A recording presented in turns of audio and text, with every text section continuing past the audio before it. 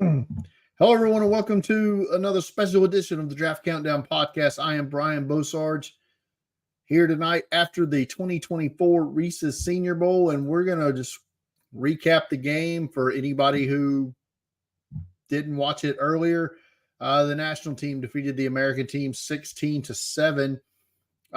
Spencer Rattler was named the game's MVP despite being on the losing end of the scoreboard there. He played one drive, was accurate 4-4. I think he'll see 4-4 for 65 yards and a touchdown. It was a beautiful throw to Marcus Rosemy-Jack Saint, the Georgia wide receiver, beat the corner there, and that was it. That's all Rattler played. And that was what we call a theme for this game. And I think that is the telling story of this game was the amount of players who didn't play or opted out mid-game, if you will. Last year, it was a story. This year, it got a lot worse with players either getting hurt or straight up the agents calling them at halftime saying, get the hell out of there. I don't know this for a fact, obviously, but when you play the entire first half in uniform and you come out in shorts in the second half, you didn't get hurt in the game. Somebody said something and you got out. And just scanning the list here, this happened on the American team with Spencer Rattler, who could have gone back in but didn't. Jamari Thrash, wide receiver from Louisville. Jaheim Bell, tight end from Florida State. Tavondre Sweat, Texas. Darius Robinson was suited up before the game. I'm not sure the defensive end from Missouri. I'm not sure he ever actually played. Same goes for Chris Abrams-Drain. He was suited up. He went out for the coin toss. Not sure he actually played. The attrition was so bad on the roster that Braden Fisk, the defensive tackle from Florida State, who had practiced with the American team all week, switched over to the national team because the national team only had 3 active defensive tackles. Keith Randolph, Illinois, Dwayne Carter, Duke, and Gabe Hall, Baylor, were the only ones of the 6 that they had on the roster that actually suited up for this game. Brandon Dorless did not play that I'm aware of. Anyway, so they only had 3, so Fisk moved over so they could have some sort of rotation and just to try to keep anybody healthy. The national team had 3 wide receivers that played in this game out of 8. Those were Tez Walker from North Carolina, Javon Baker from UCF, and Luke McCaffrey from Rice. Roman Wilson, Jacob Cowing, Ricky Pearsall, Brendan Rice, Malachi Corley, none of them played. Now, some of those were legit injuries. I know Cowing left with a lower leg injury, not certain how extreme it was, but may have just been cramps. I don't know, but he didn't play. And Ricky Pearsall had like an ankle deal or something. He didn't play. But Brendan Rice was perfectly healthy at the end of practice on Thursday. I don't know. I don't know what happened there. Same with Malachi Corley. So it's I don't know what to do here, and I don't know how you fix this, and it's sad, really. And I can't help but feel like it's snowballing now to the where it's where does it end? The college football playoffs expanding next year. The national championship game next year is scheduled for January 20th. If you look at the calendar, that puts it 7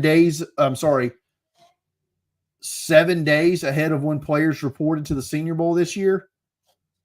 I mean, the college football season is getting longer, so more and more players aren't even going to show up. And the ones that do, you're going to continue to see this because the college football season's getting longer. I mean, you have some guys now who may be playing, 12 regular season games, then a conference championship game, which those are completely useless now, but that's another story for another day. And then potentially 4 college football playoff games. So you could see a situation where a team has to play 16 games and 17 games in a season. And that's NFL season now, right? Is my math right on that? Yeah, I mean, if you play in a first round game and make a run to the national championship game, but you were a conference champion, you could feasibly play 17 games, right? I don't think I'm wrong there. If I am, whatever, I don't care. It was just it's an issue, and so what is the answer? Does this game? I mean, the CGS has been operating in Fort Worth for what 10 years now as just practices. They don't have a game. Is that what's coming here? And if that is the case, I don't know that type of deal survives in Mobile.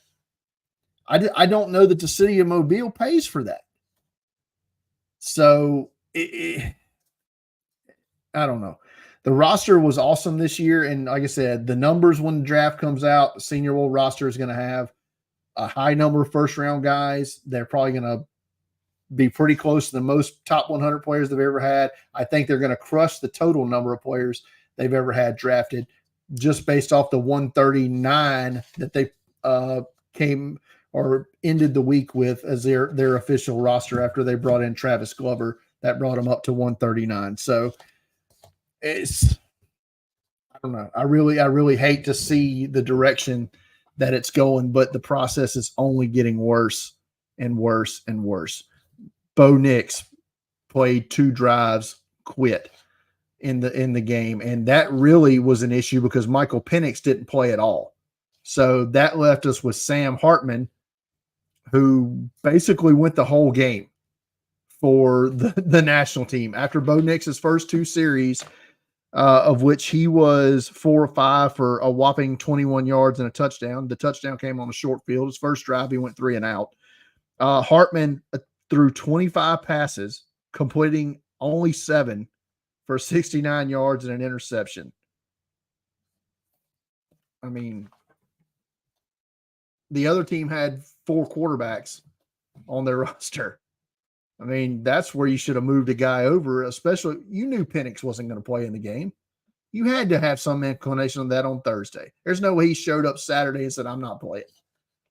So you could have moved Carter Bradley over or Michael Pratt over and not gave us 3.5 quarters of Sam Hartman. Awful. The American roster had 2 running backs. 3 running backs on the roster didn't play in the game. Michael Wiley from Arizona, Ray Davis, Kentucky, Dejon Edwards from Georgia didn't play in the game. Amani Bailey and Cody Schrader went the distance. Both guys. And hey, hats off to them. Them guys played their ass off today, especially Amani Bailey. I ragged on Amani Bailey last night in our Grapico podcast saying he'd be in the UFL next year. And maybe he is, but he played his ass off in this game. Congrats to him. Same to Cody Schrader, who I think had 5, who led the American. Yeah. Cody Schrader targeted 10 times in this game. A lot of checkdowns.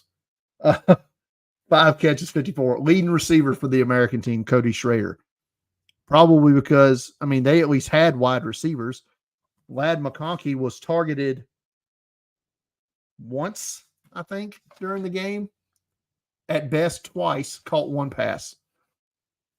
I don't know. And I'm sure there's others that didn't play, especially on the offensive line. I couldn't really keep up with those guys, whether they played or not. I'm going to go back and watch the TV copy of the game and see, but there's a couple of offensive linemen I don't think played either in the game. I don't recall seeing Nelson Caesar, the edge rusher from Houston. Maybe he played. I'm not sure. Kyrie Jackson, the corner from Oregon, not sure he played.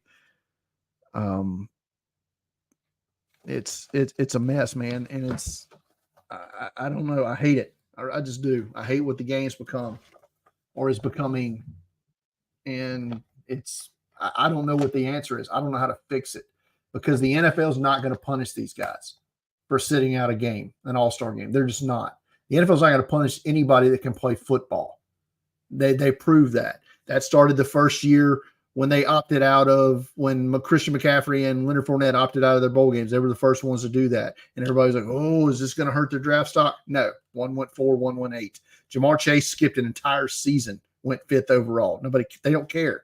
If you can play, they're going to draft you. They don't care.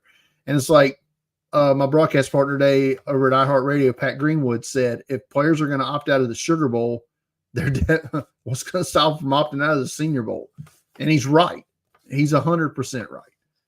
I don't know. Let's try to focus on the positives from the game. There were a few.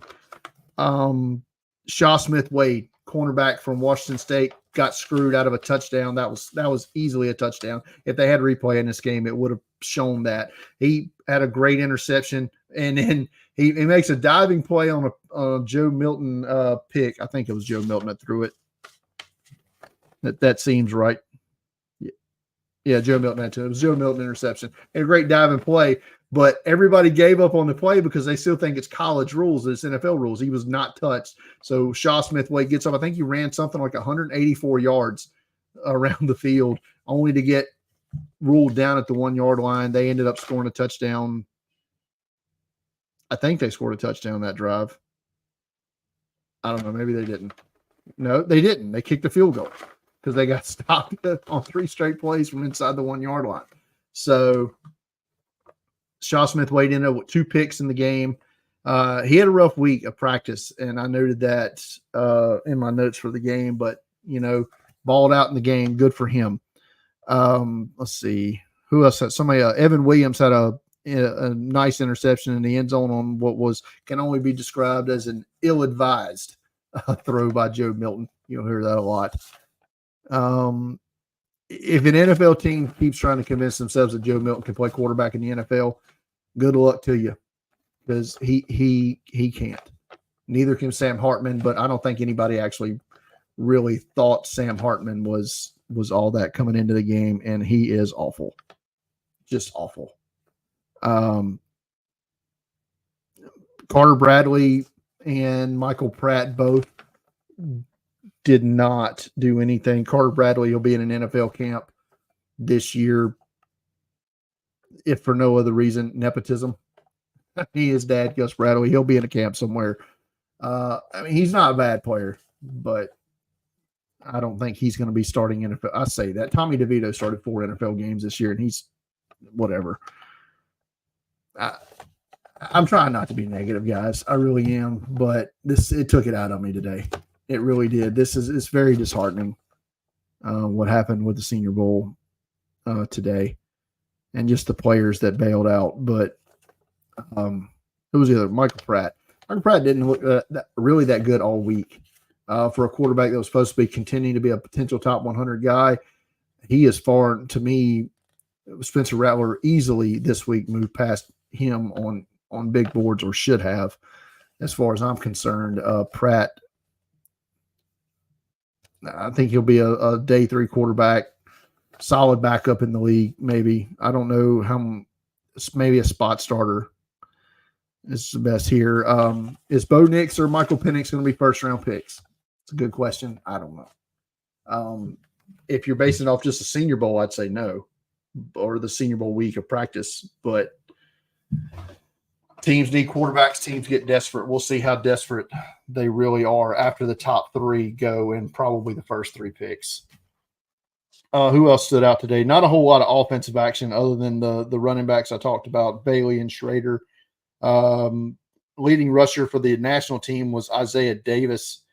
Kamani Vidal had some good carries today as well. The offensive lines, for the most part, did a good job. Special teams wise, Corey Taylor had a couple of good punts, but nothing that made you scream he's the greatest punter ever or anything. But Austin McNamara, the punter from Texas Tech, shit the bed today. He shanked 2 in a row, probably like 25-yard punts. Not a great showing from him by any means. Defensively, there was some standouts, in my opinion. Cedric Gray, linebacker from North Carolina, showed great job. He did a great job in coverage, dropping back. Had a nice couple pass breakups in this game over the middle. Had 7 total tackles, 4 solos. Edufon Ulofoshio, 5 tackles in the game and a half a sack. 2 total sacks in the game. Ulofoshio, Braden Fiskey, Marshawn Nealon, and Jalen Harrell all split sacks. for the national team. The American team did not get to the quarterback at all. But I will say this on the one prediction, one guarantee for the game. I think two of us hit on this. I said there would be one bobbled snap that leads to a turnover. That happened. And Pigskin Paul said Joe Milton throws more interceptions than touchdowns. He had a cushion of one in this one. Milton 2 picks, no touchdowns in that one. So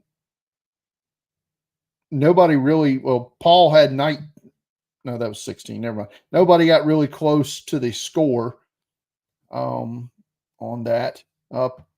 Offensive MP, Paul gets it with Rattler. He hit on that. I had Corley, didn't even play. Shane had Lloyd, who didn't even play.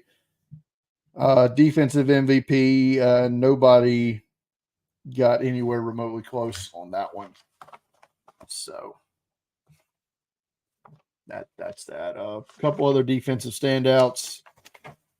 Nathaniel Watson laid a big hit on somebody over the middle and had a pass breakup, the linebacker from Mississippi State. Trevin Wallace was in on a lot of plays. No solo tackles, but had 6 tackles in the game. The American team had 10 PBUs in this game, including 3 by Georgia safety Tyke Smith. And I want to say he won some kind of award, maybe not. I'm not sure. I know Shaw Smith Wade got some sort of defensive award as well. And that's about it for the Senior Bowl. Again, national team wins 16-7 in the 2024 Reese Senior Bowl. Spencer Rattler, despite being on the losing team, ends up with the game's overall MVP. So I'm gonna wrap it up here. That was just a quick little recap of the game. I'm freaking exhausted. It's been a long week, fellas. And I did the radio broadcast today for iHeart. 4th year doing that. I love it. I hope to keep being able to do it. And we'll keep doing it as long as they'll keep having me. But for everybody here at Draft Countdown, thank you for following along on all of our Senior Bowl coverage for this week. If you need to go back and see what happened with all the practices, it's all right there at draftcountdown.com. Myself and Paul both had practice reports for each day. Coming up this week, tomorrow, Miranda's going to talk about some NFL coordinator stuff. So look forward to that. I'll have a mock draft coming out on Monday, debating on whether I want to go to 3 rounds just to get a lot of the Senior Bowl guys in it. I think I might do that. I'm not sure. Depends on how I feel tomorrow, I guess. And myself, Shane, and Paul will all have all-star related superlative columns. Mine will be all Senior Bowl, but I think Shane and Paul are going to talk about the Shrine and the Hula maybe as well. So you can have that to look forward to. And then we start gearing up. We're going to have a lot of team mock drafts coming up over the next few weeks. And then we get into combine coverage towards the end of the month. So we're barreling down. We're less than 12 weeks away from the 2024 NFL draft, and Draft Countdown is going to be the place to find it all. So as always, follow me on Twitter at Deep Fried Draft. Follow Draft Countdown on Twitter at Draft Countdown, and go to draftcountdown.com for all of your NFL draft needs. For everybody, Draft Countdown, thanks for watching along this week. Goodbye, everybody.